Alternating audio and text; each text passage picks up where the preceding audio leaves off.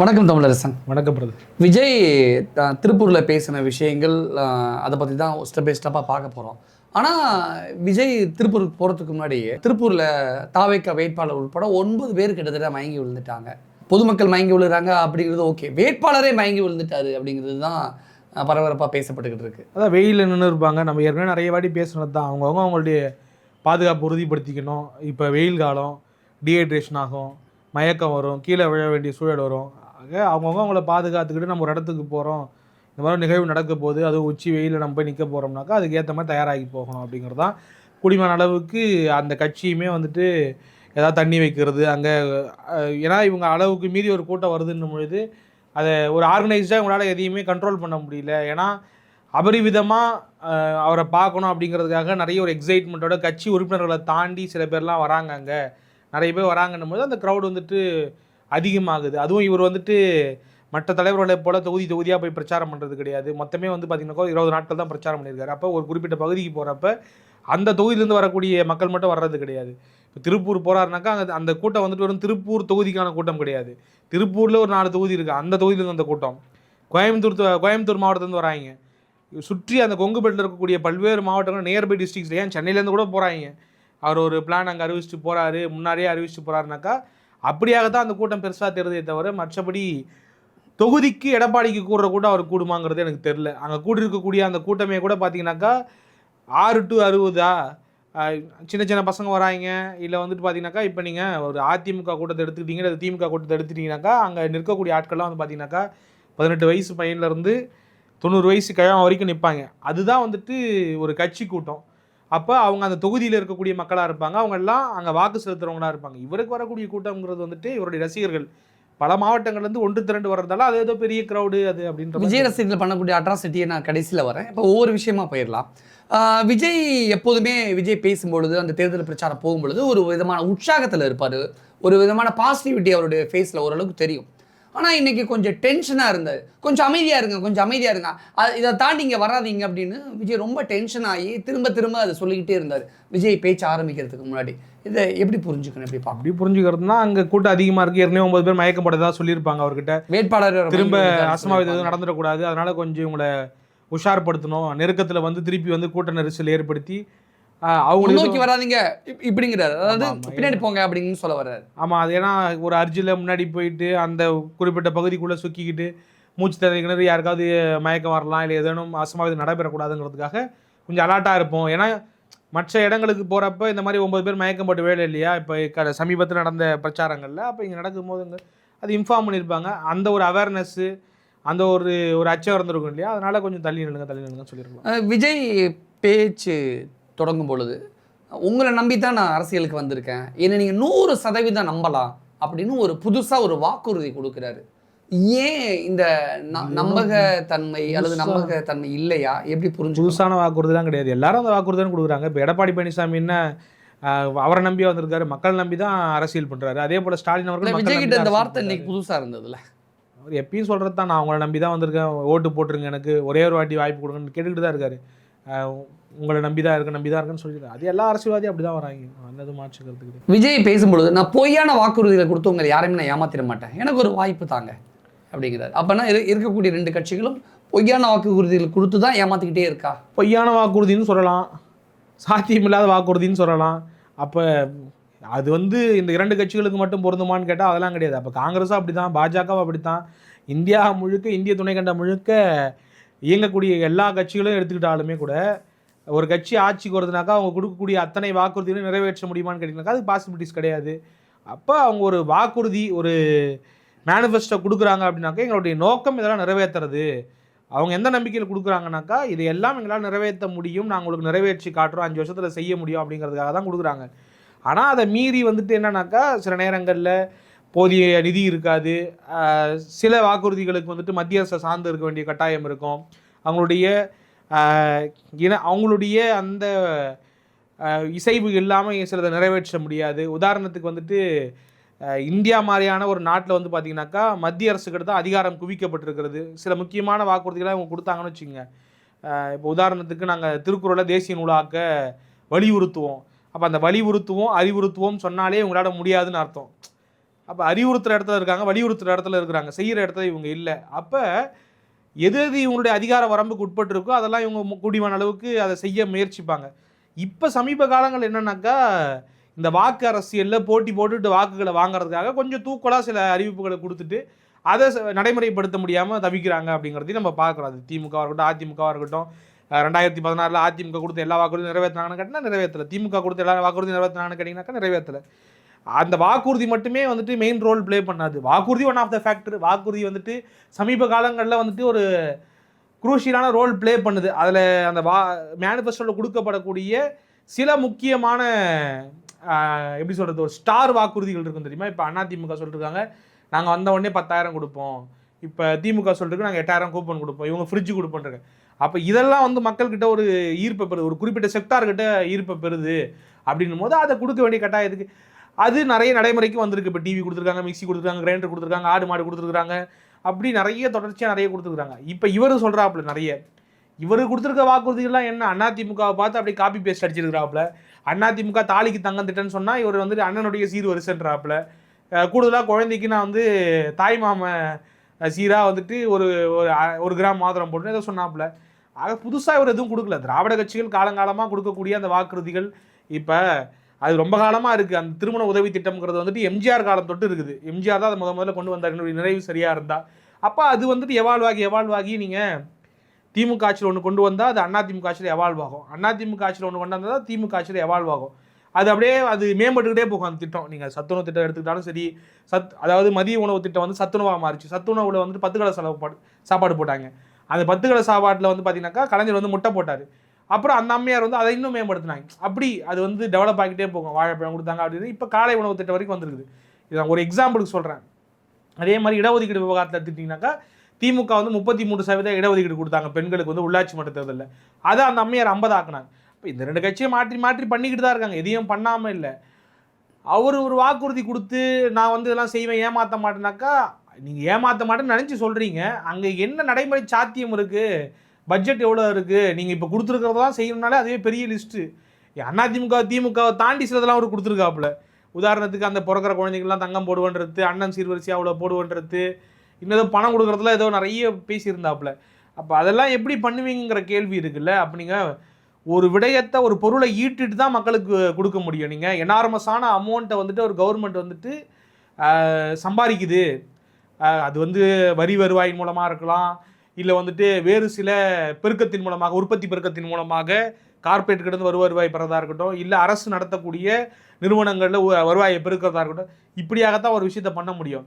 அப்போ நீங்கள் எப்படி இதை சாத்தியப்படுத்த போகிறீங்க அப்படிங்கிற கேள்வி இருக்குல்ல. அப்போ விஜய் நோக்கி இந்த கேள்வி நம்ம கேட்கணும்ல. இப்போ நீங்கள் பிளைண்டாக அப்போ எல்லாரும் தான் சொல்லுவாங்க, புதுசாக வரக்கூடிய எல்லாருமே, அண்ணன் சீமான் கூட தான் ரொம்ப நாளாக சொல்லிக்கிட்டு இருக்கிறாப்புல, நான் வந்துட்டு ஆடு மாடு மேய்க்கிறவங்களாம் அரசு வேலை கொடுப்பேன். அது நடைமுறை சாத்தியமாங்கிற கேள்வி இருக்குல்ல. அப்போ நீங்களும் அதே தான் சொல்கிறீங்க, எனக்கு ஒரே ஒரு முறை வாய்ப்பு கொடுங்க அப்படின்னு சொல்லிட்டு. நீங்கள் கேட்குறது தப்பு இல்லை, மக்கள் சிந்திச்சு முடிவெடுப்பாங்க.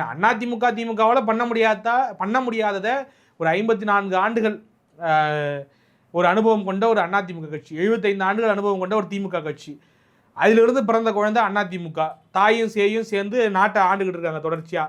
இந்த தாயும் சேய்க்கும் ஒட்டுக்கா பார்த்தா 2 பேருக்குமே வந்து கிட்டத்தட்ட 3/4 நூற்றாண்டு அனுபவம். திமுக வந்து பிரிந்து வந்த கட்சி தானே. அப்போ அப்படி பார்க்கும்போது 2 பேருக்குமே ஒரே வயசு கூட வச்சுக்கலாம் நம்ம. அப்போ இவங்க 2 பேரும் செய்யாததை இவர் எப்படி செஞ்சிருவாப்புல, 2 வருஷத்தில் வந்து என்ன மாறுதல் நிகழ்த்திடுவாப்புல, கவர்மெண்ட் சிஸ்டத்துக்குள்ளே ஒரு ஆள் செய்ய முடியுமா அப்படிங்கிற கேள்வி இருக்குல்ல. அதனால் அண்ணன் நீங்கள் கேட்குறது தப்பு இல்லை, உங்கள் மேலே நம்பிக்கை வரணும்னாக்கா அது மக்கள் தான் முடிவு பண்ணணும் அப்படிங்கிறத நம்ம. விஜயோடைய இந்த தேர்தல் பிரச்சாரத்தில் இது வரைக்கும் விஜய் பேசுனது ஒரு மாதிரியாகவும் இன்னைக்கு கொஞ்சம் மாறுபட்டு தேர்தல் வாக்குறுதிகளை ஓரளவுக்கு கொடுக்க ஆரம்பிச்சிட்டாரு. விவசாயிகளோட கடன் தள்ளுபடி செய்யப்படும், நெசவாளர்களுக்கு 10 லட்சம் ரூபாய் காப்பீடு செய்யப்படும் அப்படிங்கிற மாதிரி தேர்தல் வாக்குறுதிகள் ஒன்றொன்னா கொடுக்க ஆரம்பிச்சிட்டாரு. இல்லை அதுதான் என்னன்னா, ஒரு அனுபவம் இல்லாத கட்சிங்கிறதுக்கான வெளிப்பாடு தான் தாவேக்கா. நீங்கள் ஒரு அனுபவம் வாய்ந்த கட்சி என்ன பண்ணுதுனாக்கா, இப்போ அதிமுக இருக்குனாக்கா முந்தி ஒரு 3 எப்படி சொல்கிறது, ஒரு 3 கட்டமாக தேர்தல் அறிக்கைகளை வெளியிட்டாங்க. ஒரு 5, 10 அதே சம்திங் ஏதோ தொடர்ச்சியாக வெளியிட்டாங்க. அதை பார்த்து நம்ம திமுக தங்களுடைய முழு அறிக்கையை வெளியிட்டுட்டு அதை வந்து பிரச்சார காலத்துக்கு கொண்டு போகிறாங்க. நீங்கள் பார்க்குறீங்க, நம்ம தெருவில் நடந்து போகிறப்பெல்லாம் அந்த நோட்டீஸை கொடுக்குறாங்க. அவங்க கொடுத்துருக்கக்கூடிய வாக்குறுதிகளை கொண்டு போய் சேர்க்கறதுக்கான முயற்சிகளை, அதற்கான ஒரு கால அளவு தேவைப்படுது, அதை சரியாக அவங்க கையாளுறாங்க. எலெக்ஷனே இன்னும் 4 நாளில் வரப்போது, இன்னும் தேர்தல் அறிக்கை நான் விட மாட்டேன், இன்னும் நான் வந்துட்டு இன்ஸ்டால்மெண்ட்டில் வந்துட்டு அறிக்கைகளை விட்டுக்கிட்டு இருப்பேன். அதிமுக இன்ஸ்டால்மெண்ட்டில் அறிக்கைகள் விட்டது எப்போனாக்கா ரொம்ப இயர்லியராக விட்டுட்டு திமுக தேர்தல் அறிக்கை விடுறதுக்கு முன்னாடி அதிமுக தேர்தல் அறிக்கை வெளியிட்டாங்க, திமுக முழு தேர்தல் அறிக்கை வெளியிட்டாங்க. எலெக்ஷனுக்கு ஒரு வாரம் இருக்கும்போது நான் இப்பதான் தேர்தல் அறிக்கையை முழுசா வெளியிடுவேன்னு சொல்றதுல வந்து அம்பக்குன்னு நினைக்கிறேன். 16ஆம் தேதி தான் முழு தேர்தல் அறிக்கையை நாங்க வெளியிடுவோம் அப்படின்னு விஜய். அதுதான் என்னன்னா, இப்ப அதுதான் அந்த அனுபவம் இல்லைன்ற அனுபவம். அதாவது ஒரு எக்ஸ்பீரியன்ஸ் இல்லாத ஒரு கட்சி இப்படிதான் அணுகும். நீங்க 16ஆம் தேதி வெளியிட்டுட்டு 23 போலிங் டேட்டு 21 பிரச்சாரம் முடியுது. அப்ப அந்த 5 நாளுக்குள்ள உங்களுடைய அந்த அறிக்கையை எப்படி மக்கள்கிட்ட கொண்டு போய் சேர்ப்பீங்க அப்படிங்கிறது இருக்குல்ல. கேட்டா என்ன சொல்லுவாங்க, எங்க பசங்க பூரா வந்து ட்விட்டர்ல இருக்கிறாங்க, ஃபேஸ்புக்ல இருக்கிறாங்க, அதுல இருக்காங்க, பறக்க விட்டுருவாங்க. அதாவது இந்த அறிக்கையினுடைய டைரக்ட் தாக்கம் எங்கே இருக்குனாக்கா, இந்த ட்விட்டரில் இருக்கவங்களுக்கோ இல்லை வந்துட்டு ஃபேஸ்புக்கில் இருக்கவங்களுக்கோ அந்த தாக்கம் இருக்காது. விழுமுனை சமூகத்தில் இல்லை வந்துட்டு ஏழை எளிய மனிதர்கள் வந்து கிராமத்தில் இருப்பாங்க தெரியுமா, அவங்களுக்கு ஃபோனு தெரியாது, டிவி தெரியாது, எதுவுமே தெரியாது. அப்போ அவங்கக்கிட்ட போய் உரையாடலை நிகழ்த்தணும். அங்கே இருக்கக்கூடிய கிளை செயலாளர், வட்ட செயலாளர், அங்கே இருக்கக்கூடிய பூத் பொறுப்பாளர், இவங்கெல்லாம் போய் உரையாடலை நிகழ்த்தி இப்போ அதிமுக காரன் போய் சொல்கிறான் ஒவ்வொரு ஊடா உங்களுக்கு 10,000 கொடுக்க போகிறாங்க, ஃப்ரிட்ஜ் கொடுக்க போகிறாங்க, திமுக காரன் போய் சொல்கிறான் உங்களுக்கு கூப்பன் கொடுக்க போகிறாங்க, நீங்கள் தேவையானது வாங்கிக்கலாம். அப்போ அதை வந்து அவன் சேர்க்கறதுக்கு இத்தனை நாளாக மெனக்கிடுறான். ஒரு கிட்டத்தட்ட 2 வாரமாக அந்த ப்ராசஸ் போய்கிட்டு இருக்கு. அப்போ அதுதான் அந்த அனுபவம் வாய்ந்த கட்சிகளுக்கும். இப்போ நீங்கள் இந்த அறிக்கை விட்டு என்ன பிரயோஜனம்னு கேட்குறேன். உங்கள் பசங்க வந்து 4 விஷயத்தை தூக்கி போட்டு ட்விட்டரில் கொண்டாடுவாங்க. அப்போ உங்களுக்கு அவங்களுடைய ஓட்டு மட்டும் போதுமான்னு கேட்குறேன். பிலோ 30 இல்லை ட்விட்டர் ஸ்பேஸ் இருக்கக்கூடிய விஜய் ரசிகருடைய ஓட்டு மட்டும் போதுமான்னு. அவன் தான் நீ அறிக்கை கொடுத்தாலும் போட போகிறான், கொடுக்காட்டியும் போட போகிறான், எல்லாம் போட. அப்போ நீங்கள் யார்கிட்ட அந்த இம்பாக்ட் கிரியேட் பண்ணணும்னாக்கா, கிராமங்களில் குக்கிராமங்கள் இருக்கக்கூடிய ஏழை எளியவர்கள்கிட்ட, முதியவர்கள்கிட்ட, கொஞ்சம் மிதமான வயது இருக்கக்கூடிய 45 வயதுக்கு மேலே இருக்கக்கூடிய அங்கிள்ஸ் அண்ட் ஆண்டிஸ் கிட்ட போயிட்டு இந்த இம்பாக்ட் கிரியேட் பண்ணணுங்கிறது தான் ஒரு அரசியல் அனுபவம் உள்ள ஒரு கட்சி செய்ய வேண்டிய விஷயம். அதை அதிமுக சூப்பராக செஞ்சுருக்காங்க. இது வந்து ஒரு பேக், எப்படி சொல்கிறது, ஒரு செட்பேக் தான் இது தேவைக்கா பொறுத்த வரைக்கும். விஜயோடைய தேர்தல் அந்த வாக்குறுதியில் இன்னைக்கு வந்து பழைய ஓய்வூதிய திட்டம் கொண்டுட்டு வர பரிசீலனை செய்யப்படும் அப்படிங்கிறார். முடியும்னு சொல்லலை, பரிசீலனை செய்யப்படும் அப்படின்னா முடியாதுங்கிறத தான் அப்படி சொல்ல வராரா? அதே தான் எடப்பாடி பழனிசாமி அவர்களும் சொல்லிட்டாப்ல. எடப்பாடி பழனிசாமி கவர்னன்ஸ் இருந்திருக்கிறாப்புல, 4 ஆண்டுகள் ஆட்சி செஞ்சிருக்கிறாப்புல. திமுக என்ன பண்ணும், எதிர்கட்சியாக இருக்கும்போது கண்ணை மூடின்னு சகட்டு மேனிக்கு அவங்க என்னெல்லாம் கேட்குறாங்களோ அதெல்லாம் ஒத்துக்கும். அதனுடைய பாதிப்பு தான் இப்போ என்னன்னாக்கா எல்லா பேரும் போராட்டம் பண்ணிக்கிட்டு இருக்காங்க. திமுக என்ன பண்ணுச்சு, செவிலியர்கள் போராட்டம் பண்ணுறாங்களா, அங்கே போய் நீங்கள் என்ன கேட்குறீங்களோ பூரா செஞ்சிடறோம். ஆசிரியர் போராட்டம் பண்ணுறாங்களா, ஓய்வூதியம் திட்டம் வேணுமா செஞ்சிடறோம்.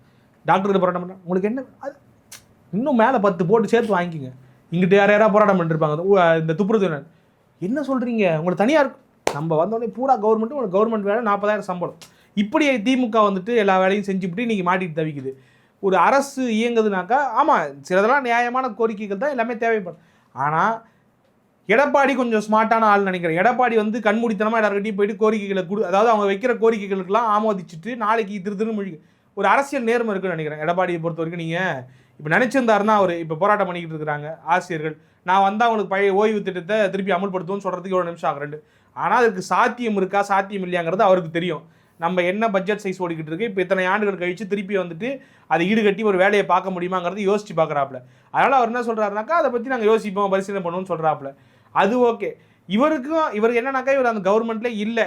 அப்போ இவருக்கு வந்து 2 சைடு, ஒன்று பண்ணுறதும் சொல்ல முடியல, பண்ண முடியாதுன்னு சொல்ல முடியல. இவருக்கு அது தெரிஞ்சிருக்கு. அதனால் பரிசீலனைன்னு சொல்லிட்டு இது ஒரு கடந்து போகிறதா. எடப்பாடி எதை கையாண்டாரோ அதே போல் ஒரு விஷயத்தை கையாண்டிருக்காரு அப்படின்னு நான் பார்க்குறேன்.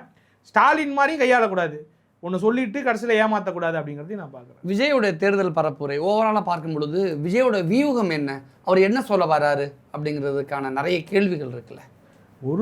ஒன்றும் சொல்ல வரல. நான் புதுசாக ஒரு கட்சி தொடங்கியிருக்கிறேன், என்னை நம்பி ஓட்டு போடுங்க, என்னால் இவ்வளோ தான் முடியுது, நான் இவ்வளோ உழைப்பை கொடுத்துருக்குறேன், 20 நாள் வெளில வந்து பிரச்சாரம் பண்ணியிருக்கிறேன், 22 நாள் இவ்வளோதான் முடியும் அப்படிங்கிற ஒரு கேள்வி இல்லை. அவர் சொல்லலை, நம்ம அப்படி தான் புரிஞ்சிக்க முடியுது.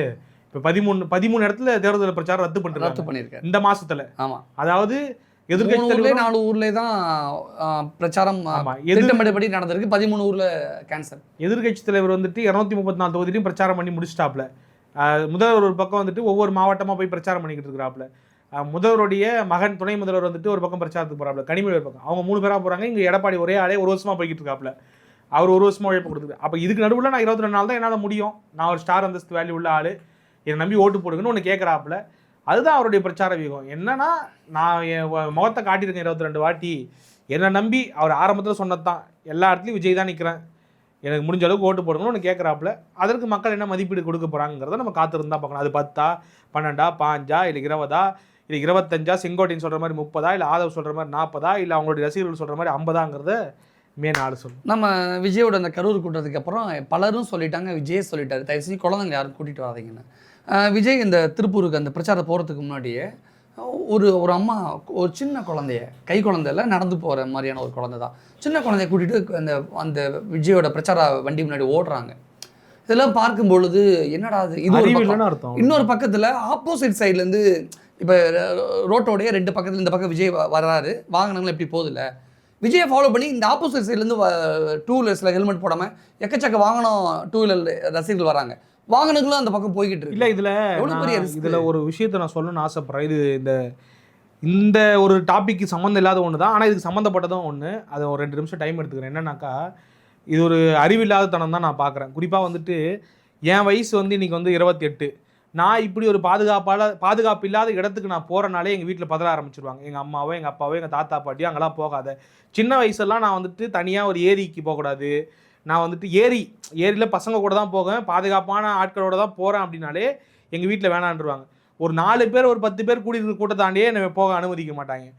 இந்த குடும்ப கட்டமைப்பு என்ன பண்ணுனாக்கா, எது சரியோ அதை செய்ய சொல்லும்.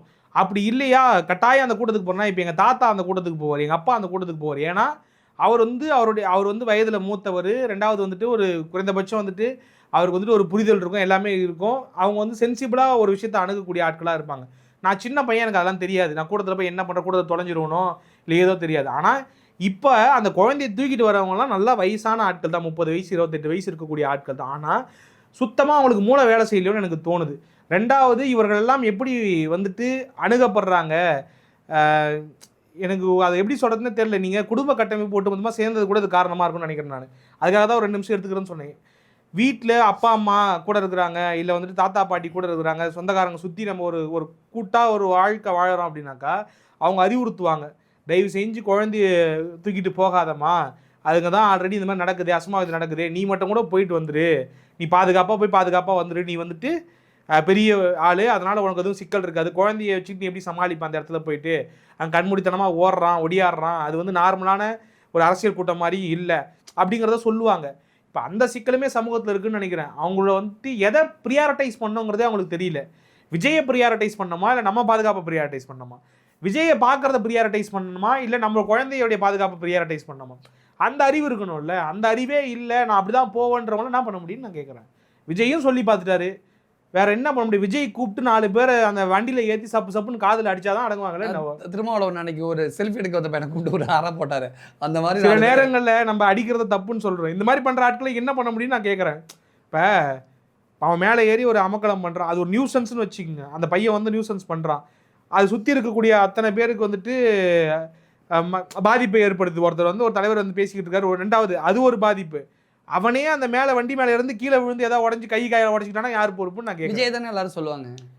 இப்போ நீங்கள் திருமாவை உதாரணத்துக்கு, அதாவது தோழர் திருமா அவர்களை உதாரணத்துக்கு சொன்னதுக்காக அதை சொல்கிறேன் நான். இப்போ நீங்கள் விஜய் அதான் சொல்கிறேன், விஜய் அடுத்து இதான் பண்ணி ஆகணும் போட்டு இருக்கு. விஜய் 4 பேர் நைஸாக அந்த குழந்தையோட யாராவது இருக்காங்க பாரு அப்படின்னு சொல்லிட்டு அவங்கள ஃபோட்டோ எடுத்துக்கலான்னு கூட்டுவாங்க அப்படின்னு கூப்பிட்டு வச்சு அந்த கேரவனில் வச்சு ஒரு 4 அடி கண்ணத்திலே பட்டுன்னு அடிச்சு அமுச்சு விடணும் ஃபோட்டோ. அதை ஒரு வீடியோ எடுத்து 4 பேர் பரப்பி விடணும்னு நினைக்கிறேன். அப்போ தான் திருந்து வாங்கின்னு நினைக்கிறேன். குழந்தையோட போனால் காதலே அடிக்கிறாரு அவர் அப்படின்னு. இப்போ அந்த மாதிரி சூழலுக்கு தள்ளுறாங்க பாருங்க. விஜயுங்க என்னவங்க பண்ண முடியும் கடைசியில்? இப்போ நாளைக்கு கெட்ட பேர் விஜய்க்கு தானேங்க.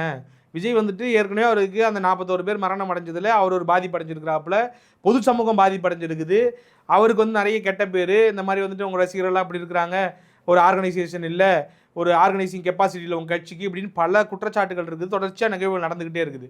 திரும்ப நீங்கள் வந்துக்கிட்டே இருக்கீங்க, அடங்கவே மாட்டீங்கன்னாக்கா என்ன விஜயை நீங்கள் பார்க்க போகிறீங்க? விஜய் அங்கே போனால் மட்டும் நீங்கள் கிட்ட பக்கத்தில் 10 அடியில் பார்த்துட முடியுமா? அதுக்கு டிவிலே தான் அவங்க நல்லா காட்டுறாங்க, டிவிலே பார்த்துட்டு போகலாம் இல்லையா? நான் என்ன சொல்கிறேன், போங்க. ஒரு 20 வயசுக்கு மேலே இருக்குது, 18 வயசு, அதாவது மேஜராக இருக்கக்கூடிய ஆட்கள் தனியாக போங்க, உங்களுடைய பாதுகாப்பு உறுதி செஞ்சுக்கிட்டு நீங்கள் போங்கன்ற. நான் அப்படி போன ஆட்களுக்கு எதனா அந்த மாதிரி ஆகிப்போச்சு, கரூரில் அசம்பாவிதம் ஆகிப்போச்சு.